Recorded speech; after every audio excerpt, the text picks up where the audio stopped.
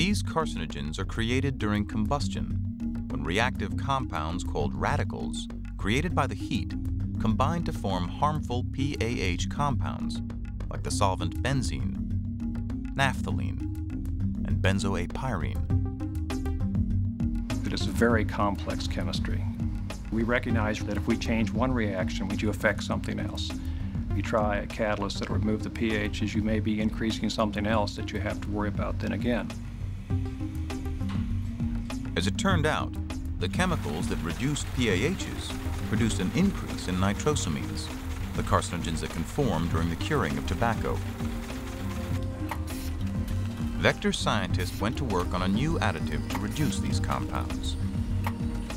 It's like working on any puzzle that you don't know the answer to.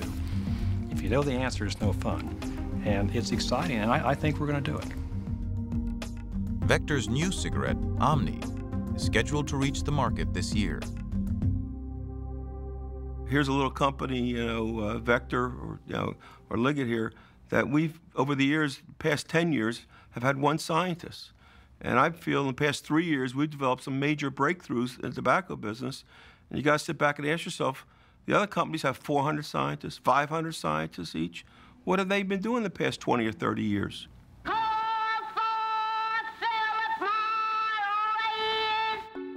The U.S. tobacco industry is dominated by three giants: Philip Morris, maker of the world's most popular cigarette, Marlboro; the R.J. Reynolds Tobacco Company; and Brown & Williamson, part of the British American Tobacco Company. Science and technology have played a key role in their success.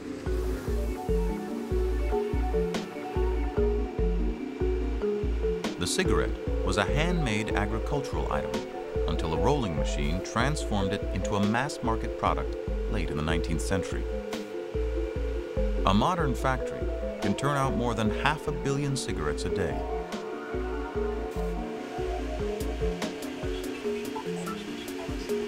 The product is a high-tech blend of Virginia, Burley, and Oriental tobacco leaves. These are combined with shredded tobacco sheet, a paper-like material made out of scraps and stems.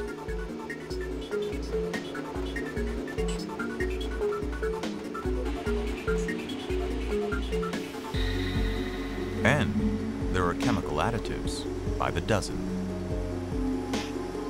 These are used to alter flavor, burn, even nicotine absorption.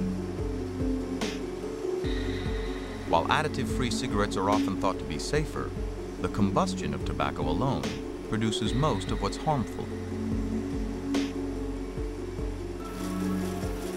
Today's cigarettes deliver much less tar and nicotine than those of a few decades ago.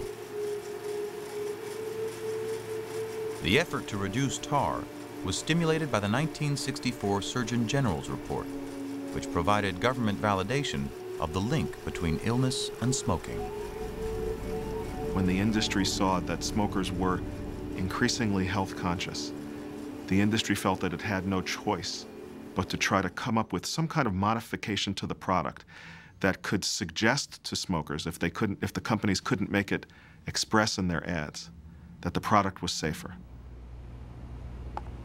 It was accepted throughout the public health community that the toxicity of cigarette smoke was related to the quantity of tar and nicotine taken into the lungs.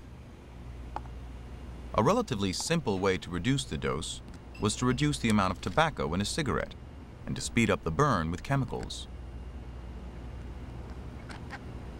More porous paper and the addition of vent holes around the filter further thinned the smoke by mixing it with air. And so the low-tar or light cigarette was born. And they didn't have to say it was safer. They knew that smokers believed that light cigarettes were less harmful and less addictive.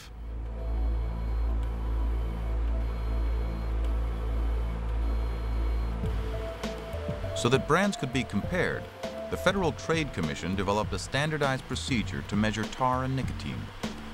Tar is a gross measurement of everything in the smoke, except nicotine and water.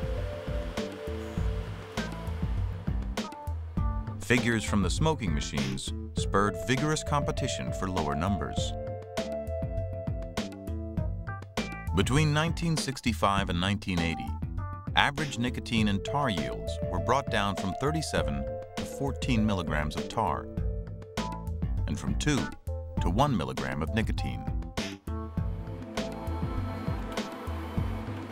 Today, lights make up the majority of all cigarettes sold.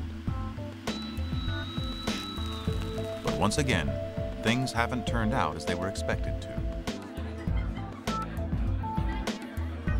People, it has been found, don't smoke like machines. As tar and nicotine levels drop, smokers smoke more. And the design of the cigarette makes it easier. The cigarette companies, they realized that if you didn't get a certain amount of tar, it wouldn't taste good. And if you didn't get enough nicotine, you'd go into nicotine withdrawal. What the companies did was make the cigarettes with greater elasticity or flexibility. And flexibility is a word that you see in a lot of the tobacco industry literature, a flexible dosing system. And if you watch a smoker that's trying to get more nicotine, they push it in a little bit more, they suck a little harder. And when they get down near the end, they're holding it, they're covering up those holes.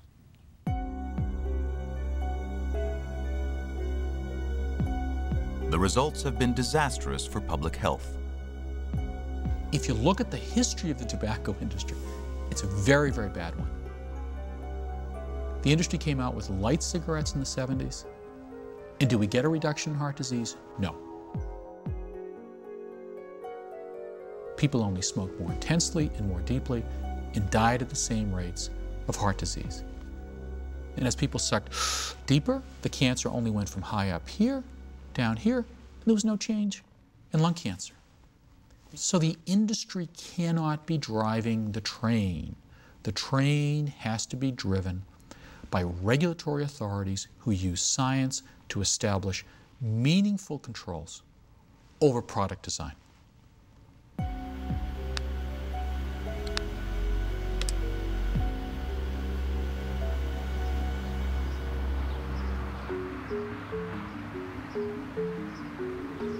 Today, half of Philip Morris's research and development budget is said to be focused on reduced-risk products.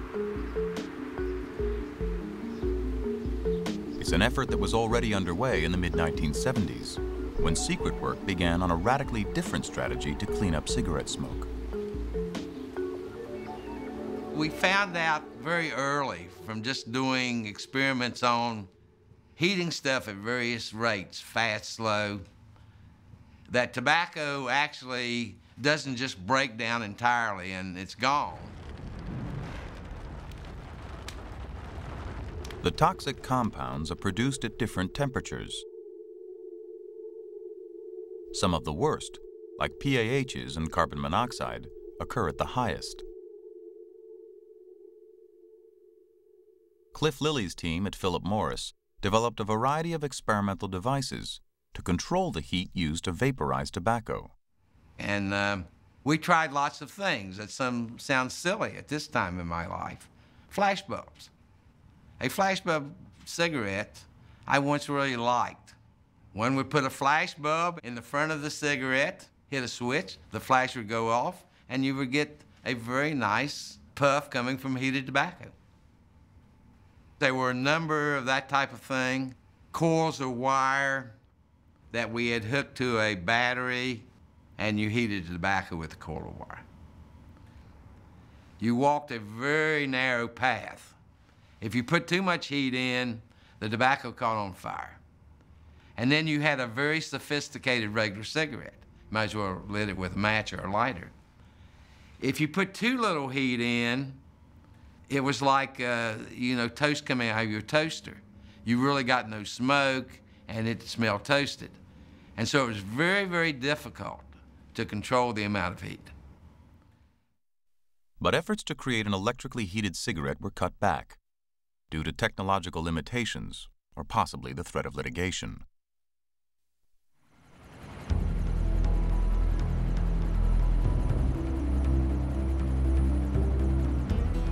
In the meantime, the R.J. Reynolds Tobacco Company had gone to work on its own heated product.